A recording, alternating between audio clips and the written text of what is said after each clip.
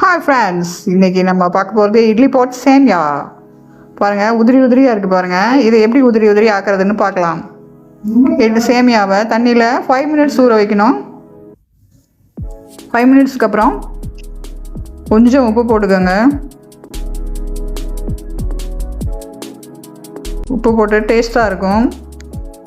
5 minutes ஊறினதுக்கப்புறமா எடுத்து பிழிஞ்சு இட்லி தட்டில் வேக வைங்க.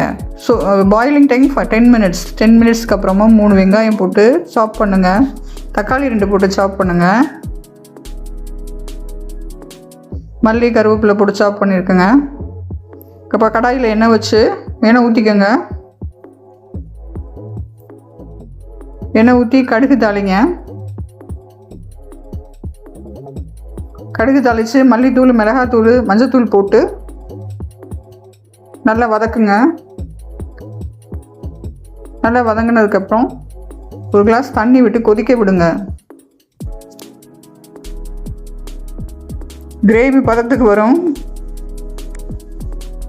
கிரேவி பதத்துக்கு வந்ததுக்கப்புறமா கொஞ்சம் கருவேப்பிலை போட்டு மறுபடியும் நல்லா வதக்கி விட்டுட்டு சேமியாவை எடுத்து கொட்டிடுங்க.